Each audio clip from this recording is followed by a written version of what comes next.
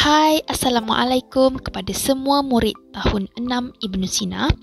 Kita berjumpa lagi dalam kelas sejarah bersama cikgu pada hari ini. Jadi kita akan sambung pembelajaran kita dengan tajuk permainan tradisional masyarakat kita. Jadi kamu semua boleh rujuk buku teks muka surat 86 hinggalah 91. Jadi jom kita start. Sebelum kita memulakan pembelajaran, jom kita tengok dulu standard pembelajaran hari ini. Yang pertama adalah 11.1.4 iaitu menjelaskan permainan tradisional masyarakat Malaysia. Yang kedua, K11.1.7 menilai kepentingan menghargai keunikan warisan kesenian tradisional masyarakat Malaysia. Dan yang ketiga adalah K11.1.8 iaitu menunjukkan kebanggaan berkongsi kesenian tradisional rakyat Malaysia. Dalam masyarakat tradisional, permainan tradisional menjadi aktiviti mengisi masa lapang. Maksudnya bila mereka ni ada waktu senggang, waktu kosong, mereka akan menjalankan permainan tradisional. Pada zaman Kesultanan Melayu Melaka lagi, sepak raga telah menjadi permainan tradisi masyarakat. Maknanya sebelum kita merdeka lagi, permainan tradisional ni telah dimainkan oleh masyarakat terdahulu, dan antara permainan yang lain adalah layang-layang, gasing dan congkak. Dan jika sesuatu permainan itu diadakan seperti pertandingan di sesebuah kampung, penduduk kampung berdekatan akan berkunjung untuk mengambil bahagian atau memberikan sokongan. Jadi keadaan yang kita sebut ni, yang penduduk kampung ni datang ramai-ramai ni, akan merapatkan hubungan antara penduduk. Okey, permainan tradisional terbahagi kepada 3 iaitu permainan anjung, permainan halaman dan juga permainan lasak. Jom kita tengok satu-satu jenis permainan ini.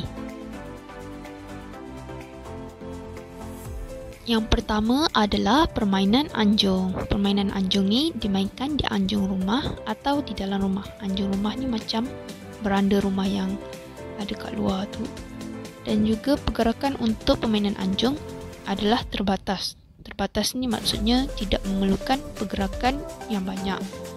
Antara contoh permainan anjung adalah batu seremban, congkak, weji, dam haji, tayam dan juga zianci.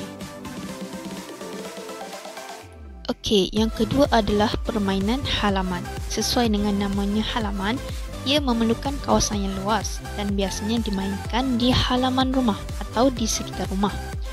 Kenapa ia memerlukan kawasan yang luas? Ini adalah kerana ianya memerlukan pergerakan yang lincah dan aktif. Maksudnya permainan ni kena buah sikit, kena naik kaki, tangan.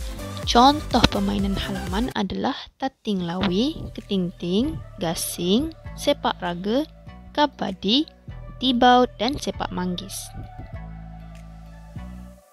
Untuk permainan yang ketiga, iaitu yang terakhir, kita ada permainan lasak. Macam nama dia juga lasak, ia memerlukan kawasan lapang yang luas. Maksudnya sama ada kita menggunakan padang ataupun kawasan yang memang luas. Kerana ia memerlukan pergerakan yang sangat lincah, aktif dan juga lasak.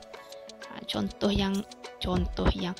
permainan untuk lasak ni adalah main wow. Sebab apa? Sebab kita kena lari jauh.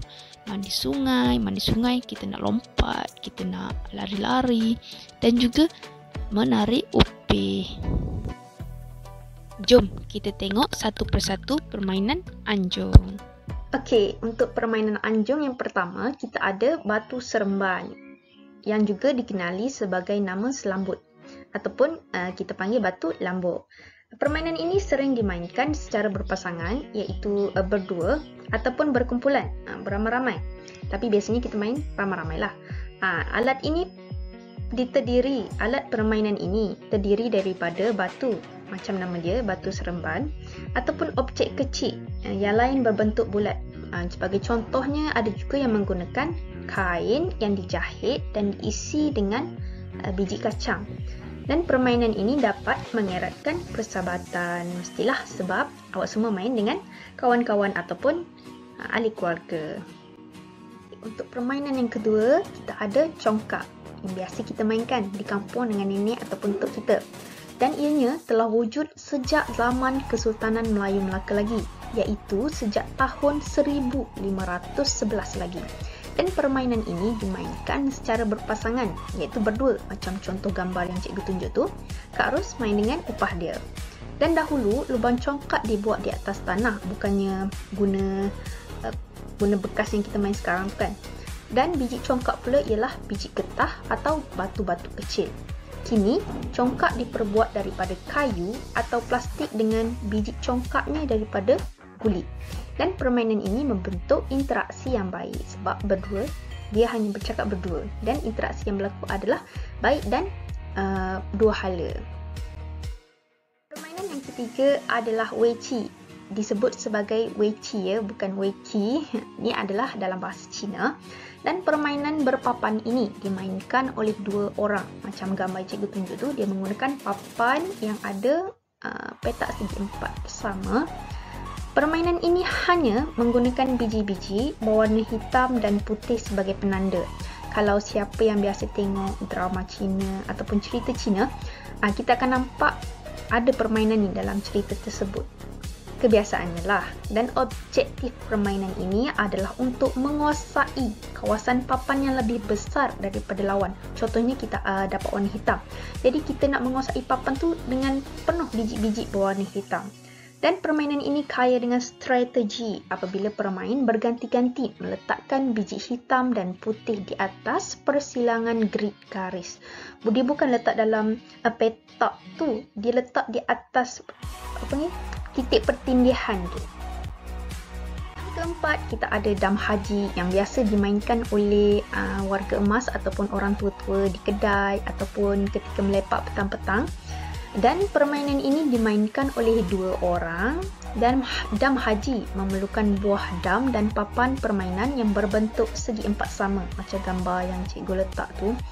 Ni adalah salah satu contoh dam haji yang murah lah, sebab dia punya papan tu daripada kertas. Yang kalau yang mahal tu dibuat daripada papan kayu macam weiqi tadi.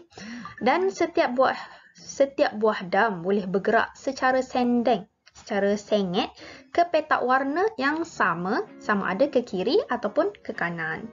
Dan buah dam yang berjaya sampai di hujung papan lawan dikatakan naik haji. Macam kita kata naik haji gitu kan. Dan boleh bergerak bebas. Permainan ini masih kekal sehingga kini. Maksudnya masih dimainkan sampai sekarang dan berjaya memupuk kemesraan di antara pemain-pemainnya. Okey, permainan yang kelima iaitu tayam ataupun paramapadam. Kalau ikut nama dia ni macam permainan orang India. Dan permainan ini sama seperti permainan dam ular. Macam contoh gambar kat sebelah tu, memang sama sebiji dengan permainan dam ular. Lazimnya dimainkan oleh 2 hingga 4 orang. Maksudnya tak kisahlah nak main 2 orang ke, 3 orang ke ataupun 4 orang. Dan pemain akan bergerak mengikut angka buah dadu yang dilemparkan. Permainan ini dapat memupuk kemesraan. Sebab apa? Sebab kita main ramai-ramai. Dan permainan yang terakhir kita ada xiangqi. Bukan xiangqi, xiangqi, iaitu permainan orang Cina. Permainan ini dimainkan oleh 2 orang. Dan permainan ini juga dikenali sebagai catur Cina. Macam kita ada catur biasa tu kan, dan dia ada catur Cina dan dam dia tu pun dalam bahasa Cina. Permainan ini mengajar kita bertindak dengan bijak kerana pelbagai strategi perlu digunakan. Sama je macam catur yang kita biasa main tu. Strategi ini dapat meningkatkan daya pemikiran pemain. Sebab apa? Sebab dia perlu fikir macam mana nak menang melawan pihak lawan. Sekian sahaja kelas kita untuk hari ini. Permainan halaman dan permainan lasak kita akan sambung pada kelas yang seterusnya. Terima kasih kepada semua pelajar tahun 6 Ibnu Sina yang telah memberi fokus sehingga ke akhir video. Bye. Assalamualaikum.